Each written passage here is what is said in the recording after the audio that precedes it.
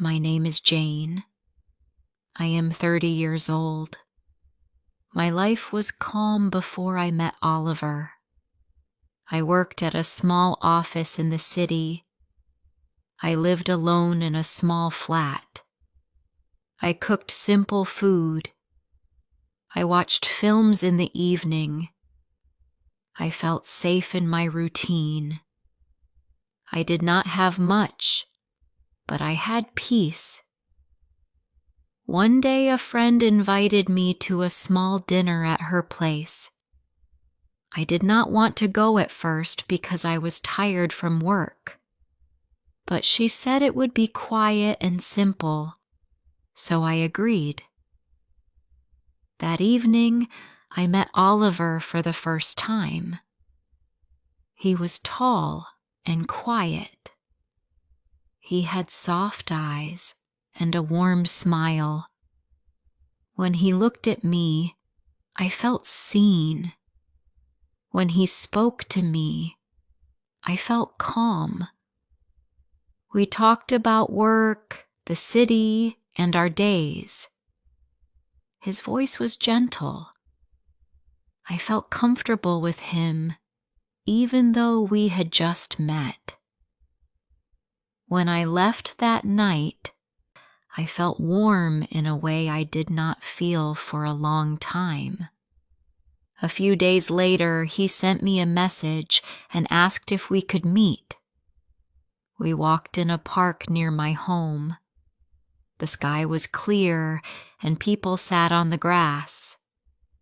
We talked again. He asked many questions about my life. He wanted to know what I liked to eat, what colors I liked, what music I listened to. His interest felt sweet. I felt important.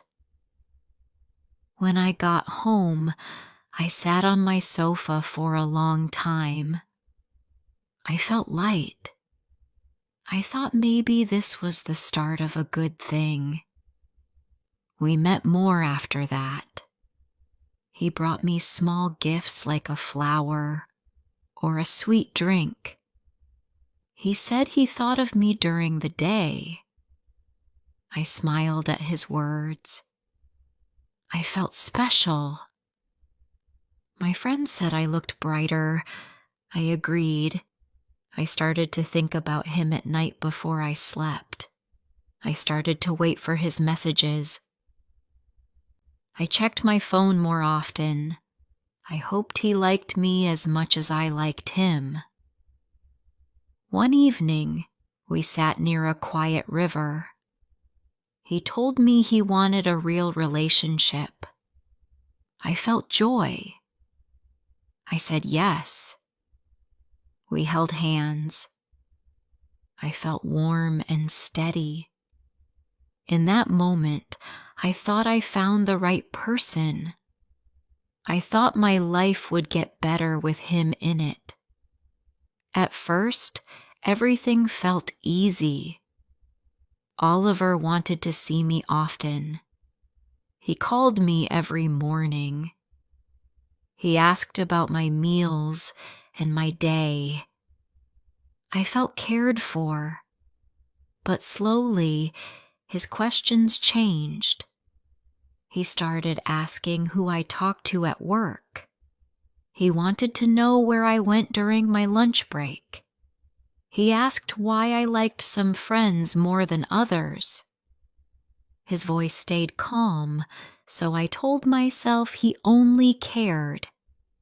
I told myself this was normal.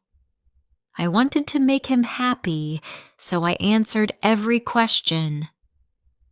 I did not want to cause trouble in our new relationship. A few weeks later, he asked if I could spend less time with my friends. He said they did not respect me. I asked him why he thought that. He said they were loud and careless. He said I looked tired after seeing them. I did not agree, but I did not want to upset him. I told him I could see them less often. He smiled and said he felt better when I stayed home. I wanted his smile, so I said yes. After that, he asked if we could spend weekends only together. He said he missed me during the week. I said yes again. He thanked me and said I was the only person who understood him. His praise made me feel warm, so I thought I did the right thing. Slowly, my days began to change. I woke up thinking about how to make Oliver happy. I dressed in colors he liked. I ordered food he preferred when he came to my home. I watched shows he chose. I answered his calls even when I felt tired. He called often and wanted to know where I was at every moment. If I did not answer, he sent more messages. I told myself it was fine. I told myself every couple did this. One night he got upset because I visited my sister after work. I told him I forgot to tell him because my day was busy. His voice got low. He said he did not like surprises. He said it made him feel left out. I felt bad. I did not want him to feel that way. I said I was sorry. He accepted my apology, but his voice stayed cold for the rest of the call. That night, I could not sleep well. I worried I hurt him. From that day, I told him every small plan before I did it. He seemed happier when I did that. He said I was thoughtful. I felt proud of myself for keeping the peace. But inside, I started to feel tired. My mind felt heavy with every detail I had to share. Still, I stayed quiet. I wanted the calm moments. I did not want arguments. Months passed, and my world grew small. I did not see my friends anymore. I only saw my sister sometimes. Work felt harder because I checked my phone so often. I feared missing his calls. I did not want him to feel ignored. When people asked if I was okay, I smiled and said yes. It was easier than explaining the truth. At home, I moved carefully. When Oliver came over, I made sure everything was clean. He did not like messy rooms. I made sure the music matched his taste. He liked soft songs. I made sure the food was simple because he did not like strong flavors. I wanted him to feel safe in my home. I wanted him to feel close to me. But each time he left, I felt a light fade from the room. I sat on my sofa and felt tired in a way I could not explain with simple words. It felt like I used all my strength on small things. My friends stopped inviting me out because I always said no. My sister asked why I was quiet all the time. I told her work was hard. I did not want her to worry. I did not want to admit that I felt smaller each day. I did not want to admit that something in my life did not feel right. I tried to stay strong. I tried to focus on the good moments with Oliver. But then one evening, I felt a calm inside me break a little. Oliver and I went to a small cafe. I saw a group of women laughing near a window. Their laughter sounded warm. They looked free. I watched them for a moment. A soft ache moved through me. I could not recall the last time I laughed like that. I could not recall the last time I sat with friends without fear of upsetting someone. It felt distant, like a memory from another life. Oliver noticed my quiet face and asked if I was fine. I said yes. I smiled. I did not want problems. But when I looked out the window again, I felt a part of myself I had forgotten. A part that once felt bright and steady. A part that used to enjoy life without fear. I went home that night and sat on my bed for a long time. I looked around my room.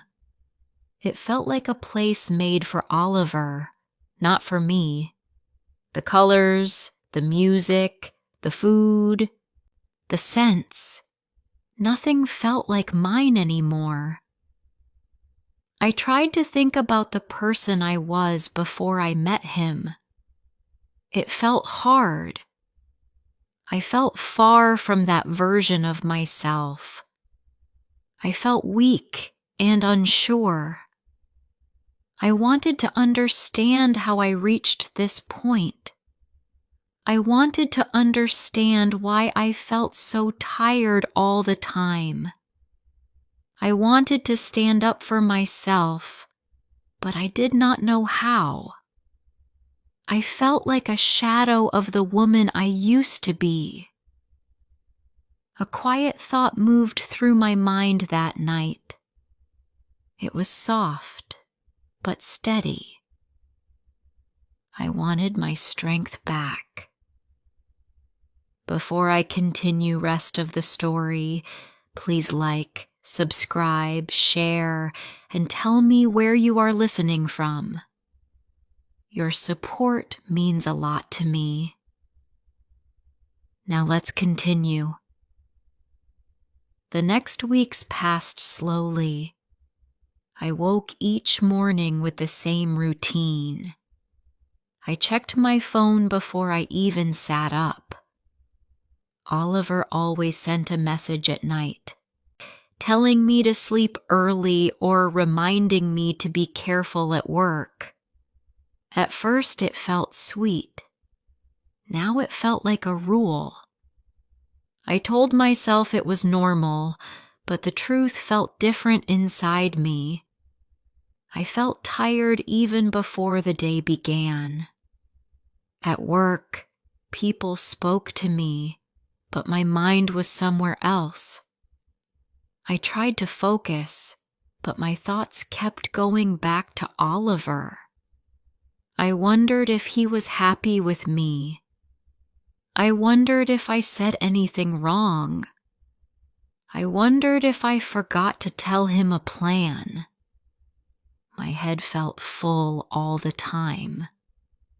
When my coworker Ben asked if I wanted to join a group lunch, I said no. I did not want to explain where I was. I did not want Oliver to ask questions later. Ben looked confused but did not push. When he walked away, I felt alone. That evening, Oliver called. He asked what I ate. He asked if I talked to anyone new. He asked why my voice sounded low. I told him I was just tired. He said I should sleep early. I said yes. I always said yes. When the call ended, I held my phone and stared at the screen for a long time. I felt small. I did not want to feel that way, but I did. One Saturday afternoon, my sister Beth came to my flat without telling me. When I opened the door, she looked surprised to see how pale I felt. She asked if we could talk. I did not know how to say no, so I let her in. She sat on my sofa and looked at me with worry. She asked why I always canceled plans. She asked why I never smiled the way I used to. I told her everything was fine. She looked at me for a long time before speaking again.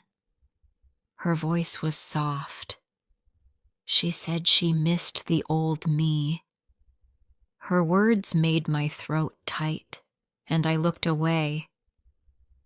I told her I was just busy, but she did not believe me. She held my hand and asked if I was happy. I could not answer. She stayed with me for an hour, then hugged me before she left. When the door closed, I felt a deep quiet around me. Later that night, Oliver asked why Beth came. He wanted to know what we talked about. He wanted to know if she said anything about him. His voice was sharp, not gentle. I felt my body tense, but I tried to sound calm. I told him she only asked how I was. He asked again and again. I felt tired, so tired, but I answered each question. When the call ended, I sat on the floor next to my bed. I felt like I could not carry this weight anymore. A few days later, something simple made me pause. I walked to the small shop near my flat to buy bread. The street was busy with people. Some walked fast. Some laughed with friends. A few children ran with small steps and bright voices. I watched them for a moment. Their energy felt warm. Their freedom felt clear. I stood there holding a small bag of bread while people moved past me. I felt far from them, as if I lived in a smaller world than theirs. When I reached home, I placed the bread on the table and looked at my flat again. I saw how much of it was shaped by Oliver's likes. The colors, the small items, the soft music that played on my speaker. It all felt like pieces of him. I could not find myself in the room. A quiet sadness rose in me as I stood there. I felt the loss of the girl I used to be. That night, Oliver came to visit. He looked tired, and his voice sounded flat. He asked why my replies were slow during the day. He asked if I was upset with him. I said no. He asked again. I said no again. He stepped closer and said he felt unsure about me.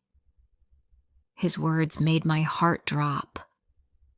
I told him I cared for him. He stayed silent. Then he asked if I could try harder. He said he needed more from me. I said I would try. I said it even though I did not know how much more I had to give. After he left, I sat on my bed and held my pillow close. I wanted to cry, but I felt too tired to cry. My mind felt slow. I felt like my life belonged to his moods. I could not remember the last time I made a choice only for myself. The next morning, I stood in front of my mirror before work. I looked at my face. I looked at my eyes. They felt dull. I touched my hair and straightened it the way Oliver liked. Then I stopped. I moved my hand away. For a moment, I let my hair fall naturally. I stared at myself. I did not look like the woman I used to be. I felt like my days were built around one person, and that person was not me. On the way to work, I walked slowly. My steps felt heavy. I knew I needed to make a change, but I did not know where to start. I did not want to lose Oliver, but I also felt lost within myself.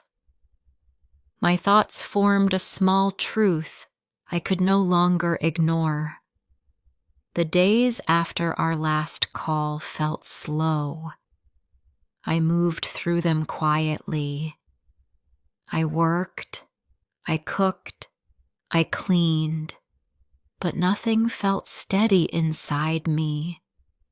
I felt like I walked through a soft fog. I tried to understand how I lost so much of myself, but the answer never came in one piece.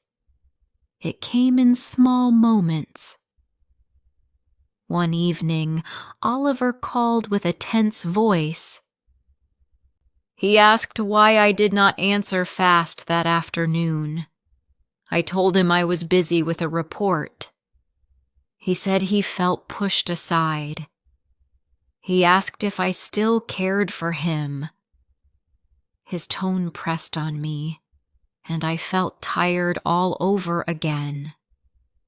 When the call ended, I looked at my phone and placed it face down on the table. The silence in the room felt heavy, but also calm. A short time later, my sister Beth visited. She did not message first. When I opened the door, she looked at me for a long moment. She said I looked worn out. I tried to smile, but it was weak. She sat with me on the sofa and asked why I always canceled plans. She asked why my voice sounded flat when we talked. I looked down. I told her I was only tired. She touched my hand and said she missed the lively version of me. Her words reached a place inside me I had ignored. When she left, the quiet in the room felt different. It felt like a gentle reminder that someone cared. The next day, I walked home from the shop with a small bag of food. I watched people move around me. Some held children's hands. Some talked with friends. Some walked alone with relaxed steps. I felt far from them. I missed that ease. I missed being able to move through a day without fear of upsetting someone. Later, Oliver asked if he could visit that night. I felt a soft push inside me to say no. I needed a quiet evening. I needed a moment without pressure. I told him I wanted to rest alone. He did not like my words. He said it felt strange. He said he needed me. I told him again, calmly, that I needed quiet time. He hung up without saying goodbye. Even so, I felt a small piece of air open inside my chest. It was a tiny step, but it was mine. The next morning, he did not send his usual message. The silence felt unusual. but also peaceful. At work, Ben asked if I wanted to join a small lunch group. For the first time in months, I said yes. We sat outside the office and talked about simple things. I listened, and slowly I felt myself relax. When someone said a small joke, I laughed. The sound felt light, like a part of me I forgot I had. In the evening, Oliver finally called. He asked if I was still upset. I told him I was not upset, but I needed time to think about myself. He did not like this. He said I was being unfair. He said he gave everything. I listened quietly. When he stopped, I told him I felt lost in the relationship. I told him I needed space to feel steady again. He said he did not know if he could stay with someone who needed distance. I heard the truth in his voice. I also heard a truth inside myself. We ended the call with no anger, just a simple end. When I placed my phone down, I felt a soft calm spread through the room. It was not joy. It was not sorrow. It felt like a slow breath after a long time.